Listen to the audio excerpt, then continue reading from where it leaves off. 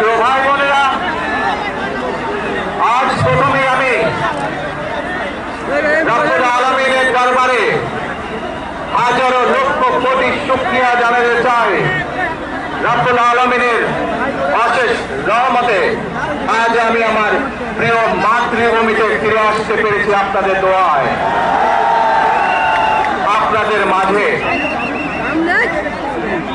প্রিয় ভাই বোনেরা, আমাদের এই প্রিয় মাতৃভূমি 1971 সালে লাখো শহীদের রক্তের বিনিময়ে অর্জিত হয়েছিল। ঠিক একইভাবে 75-এ আবার 7ই নভেম্বর আধিপত্যবাদীদের হাত থেকে রক্ষার জন্য এমন করতেছে কেন, খেলতেছে কেন, সিপাহী জনতার বিপ্লবের মাধ্যমে আধিপত্যবাদের হাত থেকে দেশকে রক্ষা করা হয়েছিল। একইভাবে পরবর্তীতে 90-এ স্বৈরাচারের বিরুদ্ধে এদেশের জনগণ, এদেশের খেটে খাওয়া মানুষ তাদের গণতান্ত্রিক অধিকারকে ছিনিয়ে এনেছিল। কিন্তু তারপরেও ষড়যন্ত্রকারীদের ষড়যন্ত্র থেমে থাকেনি।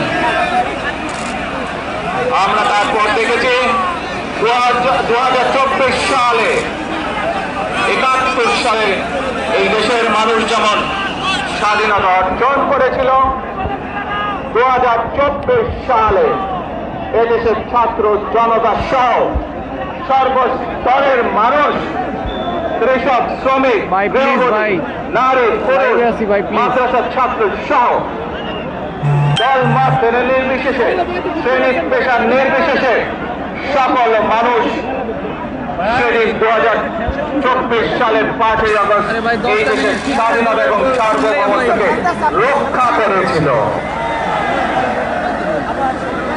প্রিয় ভাই বোনেরা, আজ বাংলাদেশের মানুষ কথা বলার অধিকার ফিরে পেতে চায়, তারা তাদের গণতান্ত্রিক অধিকার ফিরে পেতে চায়। বাংলাদেশের মানুষ চায় তারা তাদের যোগ্যতা অনুযায়ী ন্যায্য অধিকার পাবে। প্রিয় ভাই বোনেরা, আজ আমাদের সময় এসেছে সকলে মিলে দেশ গড়ার। এই দেশে যেমন পাহাড়ের মানুষ আছে, এই দেশে একইভাবে সমতলের মানুষ আছে। এই দেশে মুসলমান, বৌদ্ধ, খ্রিস্টান, হিন্দু সহ বিভিন্ন ধর্মের মানুষ বসবাস করে। আমরা চাই সকলে মিলে এমন একটি বাংলাদেশ গড়ে তুলব আমরা, যে বাংলাদেশের স্বপ্ন একজন মা দেখেন, অর্থাৎ একটি নিরাপদ বাংলাদেশ আমরা গড়ে তুলতে চাই। যে বাংলাদেশে একজন নারী, একজন পুরুষ, একজন শিশু যেই হোক না কেন নিরাপদে ঘর থেকে বের হলে নিরাপদে ইনশাআল্লাহ ঘরে আবার ফিরে আসতে পারে। ভাই বোনেরা,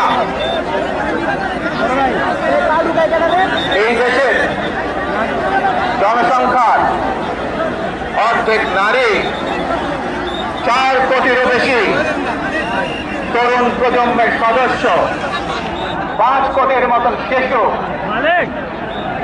40 লক্ষের মতন প্রতিবন্ধী মানুষ রয়েছে, কয়েক কোটি কৃষক, শ্রমিক রয়েছেন। এই মানুষগুলোর একটি প্রত্যাশা আছে রাষ্ট্রের কাছে, এই মানুষগুলোর একটি আকাঙ্ক্ষা আছে দেশের কাছে। আজ আমরা সকলে যদি ঐক্যবদ্ধ হই, আজ আমরা যদি সকলে প্রতিজ্ঞাবদ্ধ হই, তাহলে আমরা এই লক্ষ কোটি মানুষের সেই প্রত্যাশাগুলো পূরণ করতে পারি ইনশাআল্লাহ। প্রিয় ভাই বোনেরা, 71 সালে আমাদের শহীদরা নিজের জীবন উৎসর্গ করেছিলেন এইরকম একটি বাংলাদেশ গঠনের জন্য। বিগত 15 বছর স্বৈরাচারের বিরুদ্ধে শত শত হাজারো গুম খুনের শিকার হয়েছে শুধু রাজনৈতিক দলের সদস্য নয়, নিরীহ মানুষও প্রতিবাদ করতে গিয়ে অত্যাচার অত্যাচার নির্যাতনের শিকার হয়েছে, জীবন দিয়েছে। 2024 সাল মাত্র সেদিনের ঘটনা। কিভাবে আমরা দেখেছি আমাদের তরুণ প্রজন্মের সদস্যরা কিভাবে নিজের জীবন উৎসর্গ করেছে দেশের স্বাধীনতা এবং সার্বভৌমত্বকে রক্ষা করার জন্য। প্রিয় ভাই বোনেরা, কয়েকদিন আগে এই বাংলাদেশে 24 আন্দোলনে এক সাহসী প্রজন্মের এক সাহসী সদস্য ওসমান হাদিকে হত্যা করা হয়েছে। ওসমান হাদি শহীদ হয়েছে। প্রিয় ভাই বোনেরা, ওসমান হাদি চেয়েছিল এই দেশের মানুষের জন্য গণতন্ত্র প্রতিষ্ঠিত হোক, এই দেশে মানুষের গণতান্ত্রিক অধিকার প্রতিষ্ঠিত হোক, এই দেশের মানুষ তাদের গণতান্ত্রিক এবং অর্থনৈতিক অধিকার ফিরে পায়।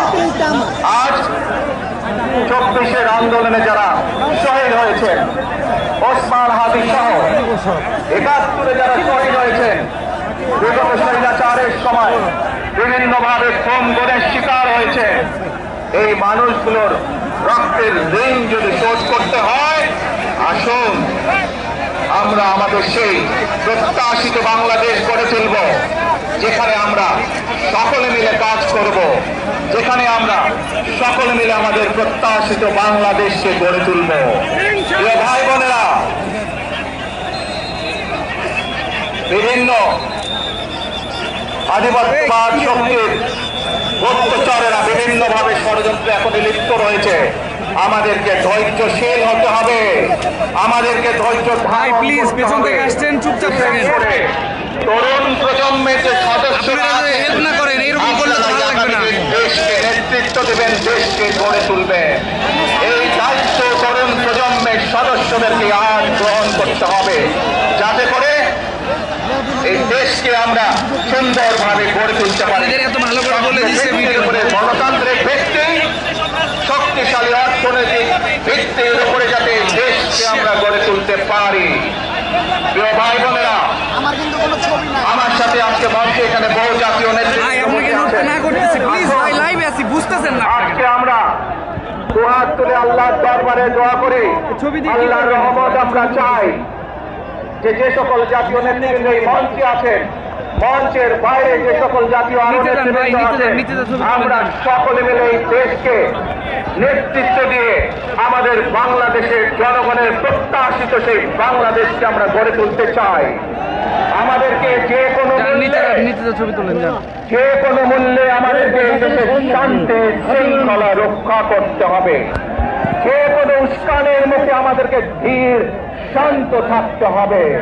প্রিয় ভাই বোনেরা, আমরা দেশের শান্তি চাই, আমরা দেশের শান্তি চাই, আমরা দেশের শান্তি চাই। প্রিয় ভাই বোনেরা, মার্টিন লুথার কিং নাম শুনেছেন না আপনারা? নাম শুনেছেন তো আপনারা? মার্টিন লুথার কিং, তার একটি বিখ্যাত ডায়লগ আছে, I have a dream.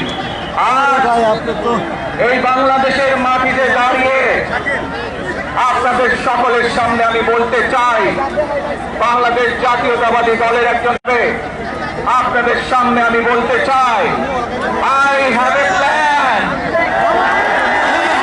For the people of my country, for my country.